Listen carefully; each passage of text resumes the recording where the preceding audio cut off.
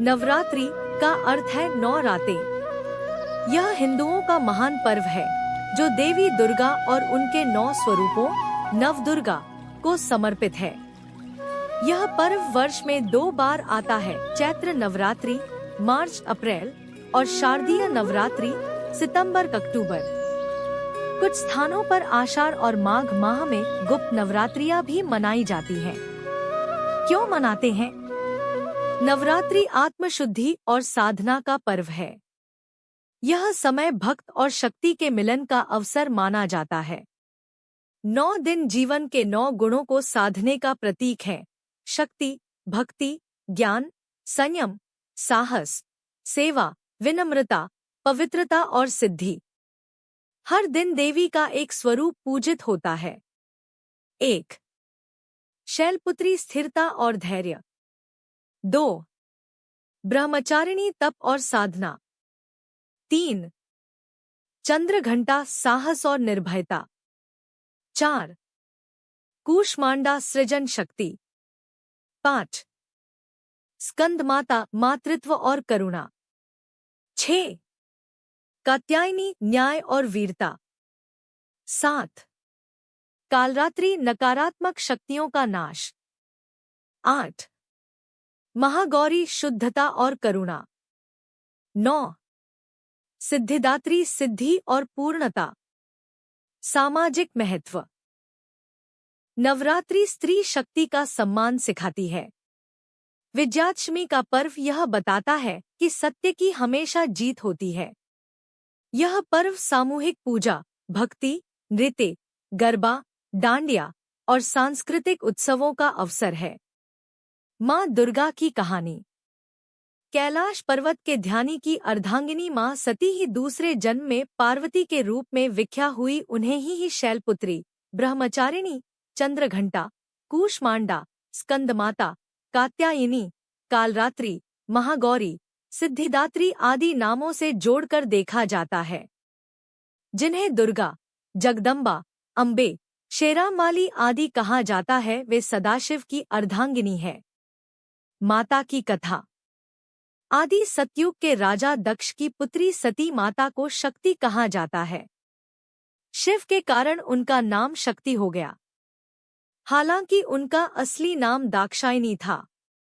यज्ञ कुंड में कूदकर आत्मदाह करने के कारण भी उन्हें सती कहा जाता है। बाद में उन्हें पार्वती के रूप में जन्म लिया। पार्वती नाम इसलिए पड़ा कि वह पर्वतराज अर्थात पर्वतों के राजा की पुत्र थी। राजकुमारी थी। पिता की अनिच्छा से उन्होंने हिमालय के इलाके में ही रहने वाले योगी शिव से विवाह कर लिया। एक यज्ञ में जब दक्ष ने सती और शिव को न्योता नहीं दिया, फिर भी माता सती शिव के मना करने के बावजूद अपने पिता के यज्ञ में पहुंच गई। लेकिन दक्ष ने शिव के विषय में सती के सामने ही अपमानजनक बातें कही। सती को यह सब बर्दाश्त नहीं हुआ और वहीं यज्ञ कुंड में कूदकर अपने प्राण त्याग दिए। यह खबर सुनते ही शिव ने अपने सेनापति वीरभद्र को भेजा, जिसने दक्ष का सिर काट दिया।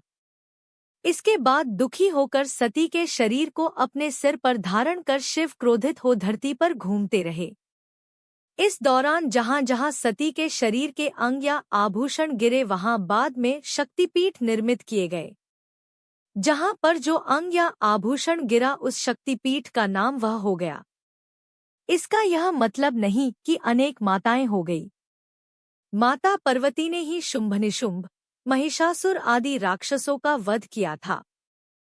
माता का रूप। माँ के एक हाथ में तलवार और दूसरे में कमल का फूल है। पीतांबर वस्त्र, सिर पर मुकुट, मस्तक पर श्वेत रंग का अर्धचंद्र तिलक और गले में मणियों मोतियों का हार है। शेर हमेशा माता के साथ रहता है।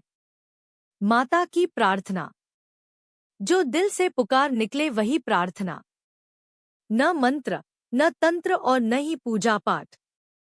प्रार्थना ही सत्य है। माँ की प्रार्थना या स्तुति के पुराणों में कई श्लोक दिए गए हैं। माता का तीर्थ। शिव का धाम कैलाश पर्वत है, वहीं मानसरोवर के समीप माता का धाम है, जहां दक्षायनी माता का मंदिर बना है। वहीं पर मां साक्षात विराजमान है। पूजन की विधि। 1. दीप प्रज्वलन, अखंड ज्योति जलाए। 2. संकल्प, माता दुर्गा की आराधना का संकल्प लें। 3. नवरात्रि के प्रत्येक दिन माता के एक स्वरूप की पूजा करें। पुष्प, फल, दीप और धूप अर्पित करें। दुर्गा सप्तशती, देवी कवच या दुर्गा चालीसा का पाठ करें। 4. व्रत, भक्तजन उपवास रखते हैं, केवल फलाहार करते हैं। 5. कन्या पूजन, अष्टमी या नवमी, छोटी कन्याओं को देवी का रूप मानकर पूजन व भोजन कराना विशेष फलदायी माना जाता है। पूजन का फल। भक्तों को भय से मुक्ति मिलती है। रोग, शोक और संकट का नाश होता है। जीवन में बल, बुद्धि, समृद्धि और विजय की प्राप्ति होती है।